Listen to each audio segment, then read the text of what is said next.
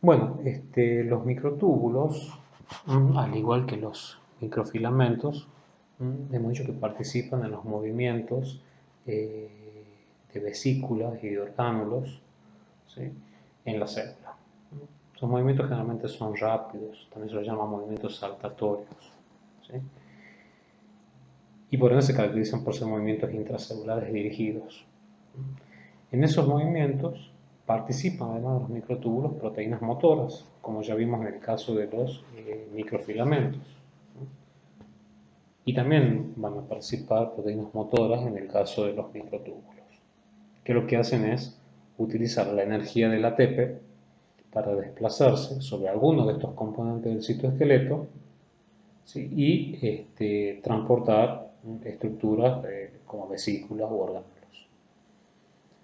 Entonces, en el caso de, como les decía, de los microtúbulos, las proteínas que se encuentran presentes en el citosol, las proteínas motoras presentes en el citosol, se denominan quinesinas y dineínas. Y también están presentes en los axones, ¿no?, de las células nerviosas.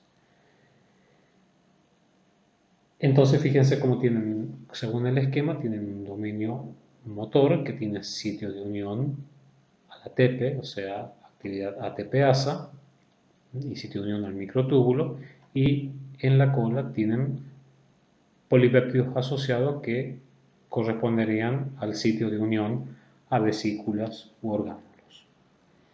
En el caso de la cinesina o quinesina, como la van a ver en algunos libros, esta tiene la capacidad de desplazarse sobre el microtúbulo hacia el extremo más, ¿sí?, mientras que dineína es decir, hacia la membrana, digamos, ¿sí?, mientras que adenina lo hace en el sentido opuesto, ¿sí?, es decir, hacia el centrosoma.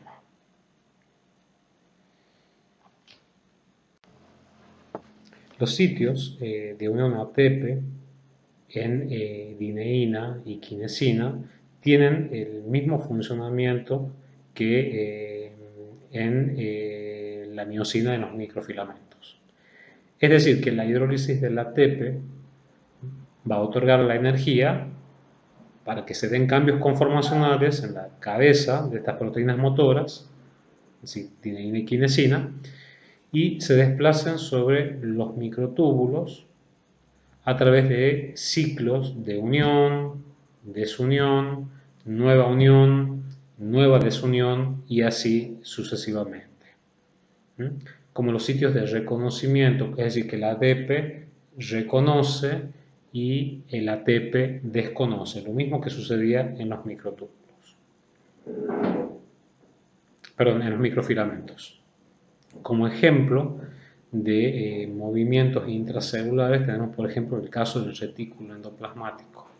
A medida que la célula crece, la cinesina se une a la membrana del retículo y lo tracciona hacia afuera a lo largo de los microfilamentos y lo va a tensar en forma de red. En cambio, las dineínas hacen una tracción también sobre el Golgi, pero en sentido opuesto, es decir, hacia el centro de la célula. Veamos algunos ejemplos así relacionados con la vida real sobre la participación de los microtúbulos, ¿sí? Ustedes saben que hay algunos organismos, ¿sí?, como los peces, el pulpo, el camaleón, que tienen la capacidad de camuflarse, de tal manera de evadir a los predadores. Entonces, estos organismos tienen células denominadas cromatóforos, ¿sí? En esas células el pigmento se encuentra concentrado en algunos sectores de la célula. Entonces, ante un estímulo externo, ¿sí?, ese pigmento se expande por toda la célula. Si sale de ese lugar donde se encuentra concentrado, se expande por toda la célula, gracias a la acción de los microtúbulos y de las proteínas motoras. Entonces, fíjense cómo todo el organismo va a tomar la misma tensión, ¿sí? En el caso del pez plano se encuentra mimetizado con la arena y en el caso del pulpo se encuentra mimetizado con el color del coral. Habíamos dicho anteriormente que las quinesinas o cinesinas mueven estructuras, vesículas, por ejemplo, desde el extremo menos hacia el extremo más del microfilamento, es decir, hacia la periferia de la célula, mientras que dineína lo hace desde el extremo más hacia el extremo menos, así en sentido opuesto, en dirección al centrosoma. Abajo tenemos un esquema de un fibroblasto en donde ubicamos el centrosoma cerca del núcleo y fíjense cómo se irradian los microtúbulos hacia la periferia. Y sobre los microtúbulos tenemos vesículas unidas a dineína, es decir, que van a ir hacia el centrosoma, y vesículas que se dirigen hacia la membrana plasmática dirigidas por quinesina.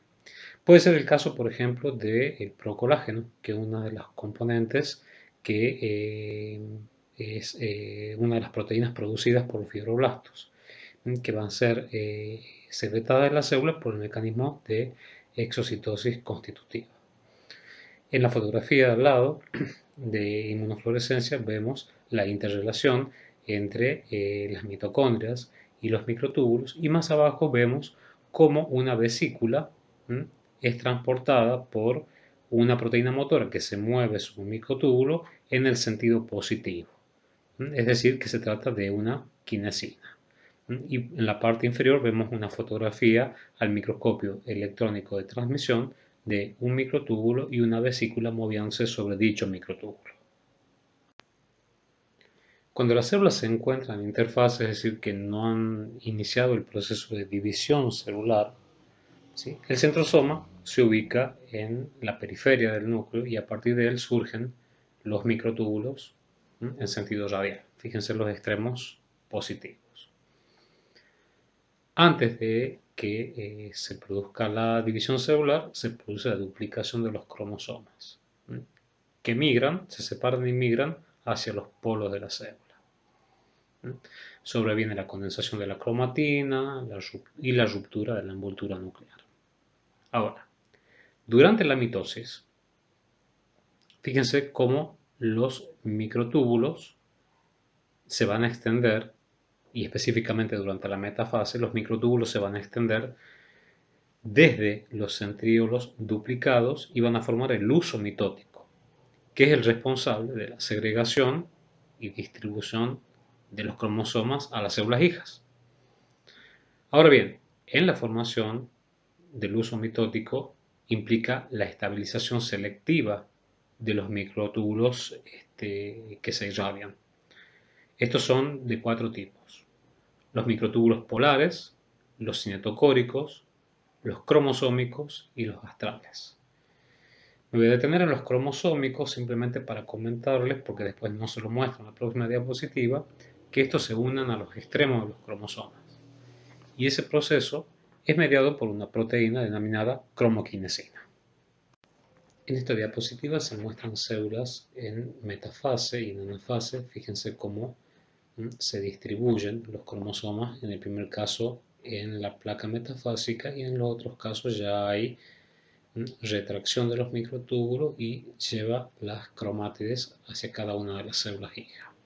Pero independientemente de este proceso, que lo van a ver en detalle en la clase de división celular, quería comentarles qué son los microtúbulos cinetocóricos. Son los que se van a unir al cromosoma a través de sus centrómeros, mientras que los polares, ¿sí?, no toman contacto con el cromosoma, pero sí tienen la capacidad de estabilizarse al solaparse unos con otros en el centro de la célula. Después tenemos el otro grupo que nos quedaba, que son los microtúbulos astrales. Estos surgen de los centrosomas y se extienden hacia la periferia de la célula, es decir, que crecen por los extremos positivos. Tanto los microtúbulos astrales como los polares contribuyen al movimiento de los cromosomas al separar los polos del huso, y esto está favorecido por las proteínas motoras. En el caso de los microtúbulos polares, por cinesina, y en el caso de los astrales va a estar favorecido por dineína. Fíjense, a la a la derecha tenemos una fotografía al microscopio de fluorescencia, ¿sí?, de una célula en metafase. Los cromosomas están ubicados en la placa metafásica. La flecha roja de la izquierda nos muestra los microtúbulos astrales, la del medio los microtúbulos polares, y la de la derecha puede estar mostrando los cinetocóricos o los cromosómicos. No hay una diferenciación entre los dos. Ahora, fíjense cómo hay una cooperación entre diferentes proteínas motoras a nivel del córtex celular. Como vimos anteriormente, el córtex es rico en microfilamentos, ¿sí? Y fíjense los microtúbulos cómo llegan hasta la región del córtex, transportando vesículas, utilizando cinesina como proteína motora. Mientras que vemos también que hay una vesícula transportada por miosina. Entonces, a nivel del córtex, ¿sí?, las vesículas transportadas por cinesina van a completar su viaje sobre los microfilamentos por acción de miosinas, de tal manera que tomen contacto, por ejemplo, con la membrana plasmática. Veamos entonces cómo es el modelo general del transporte mediado por cinesina y dineína en una célula típica. En la parte central del esquema se muestra el centro organizador de microtúbulos, es decir, la porción negativa, y los microtúbulos irradiando hacia la periferia, es decir, con sus extremos positivos mirando hacia la membrana. Entonces tenemos dos tipos de transporte. El transporte anterógrado, que es dependiente de cinesina y lleva componentes desde el centro organizador de microtúbulos hacia el córtex, como puede ser, por ejemplo, vesículas secretorias, ¿sí? Pueden ser, por ejemplo, lisosomas, pueden ser mitocondrias, puede ser retículo endoplasmático o puede ser, por ejemplo, aparato de Golgi. Asimismo, tenemos el otro tipo de transporte, que es el transporte retrógrado, es decir, el que se da hacia el centro organizador de microtúbulo y es dependiente de dineína. Y ese lo realizan, por ejemplo, puede ser las vesículas endocíticas, ¿sí? Pueden ser, por ejemplo, los endosomas tempranos, que se muevan también por ese mecanismo.